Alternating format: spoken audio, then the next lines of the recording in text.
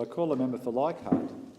Thank you very much indeed, Mr Deputy Speaker. As a White Ribbon Ambassador, I'm very pleased to speak on this motion today ahead of White Ribbon Day this Friday the 25th of November.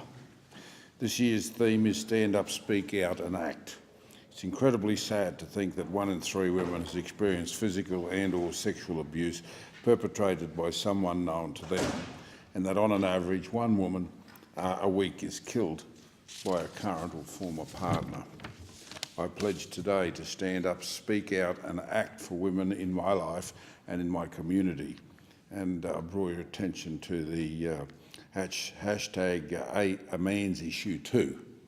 White Ribbon Australia's vision is of a nation that respects women, in which every woman lives in safety, free of all forms of abuse. Through education, awareness-raising campaigns, prevention programs and partnerships, White Ribbon Australia highlights the positive role that men play in preventing men's violence against women and supports them to be part of this social change.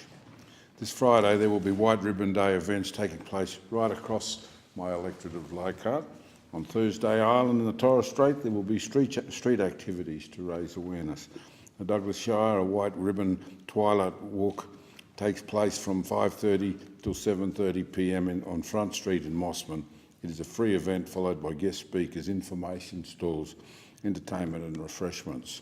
In Cairns, TAFE Queensland North is holding a show of hands event at 11:30 a.m. where invitees can sign the pledge and enjoy a barbecue with staff and with students. Nationally, the Turnbull government is taking important steps tackle domestic violence and family violence.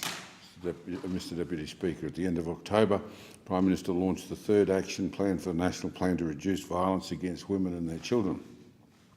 This $100 million plan provides the leadership, policies and resources needed to make a real difference in keeping women and children safe.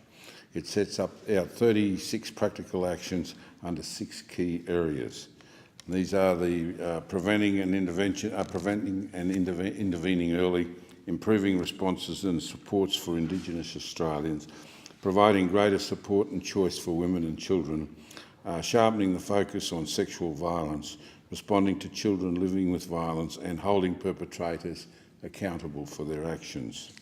During the election campaign, I welcomed the commitment of $25 million within the action plan for specific measures to address violence against Indigenous women. Aboriginal and Torres Strait Islander women are 34 times more likely to be hospitalised, 10 times more likely to be killed as a result of domestic violence than women in the broader community. Targeted investment in Aboriginal and Torres Strait Islander communities is critical to saving lives and to disrupting intergenerational cycles of violence, dysfunction and disadvantage. These funds will help to improve the quality and accessibility of services in Indigenous communities, train a skilled workforce, provide culturally appropriate and community-led perpetrator programs, boost legal services, help kids to access information through technology and to build on the national Stop It at the Start campaign. It continues to work on the work that is already underway through the Coalition's $100 million Women's Safety Package introduced in September 2015. Mr Deputy Speaker, in my electorate, the Cairns Regional Domestic Violence Service, led by CEO Amanda Lee Ross, is very proactive in prevention, early intervention, education and crisis activities. This year the team started a Tableland service which has received a warm welcome from the community. Just last week they launched the Southern Tablelands with domestic violence workers now based in Ravenshoe Centre community.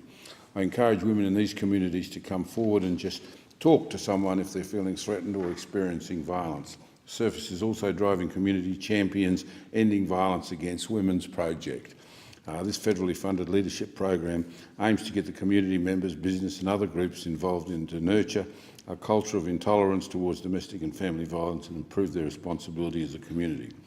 After a 2-day course, the champions host an activity in their community, whether it is a morning tea or to raise awareness or just developing a workplace policy. Anybody interested in taking part in these programs, Mr Deputy Speaker, can contact the Cairns Regional Domestic Violence Service and on 0740336100. This Friday, remember that domestic violence hurts us all.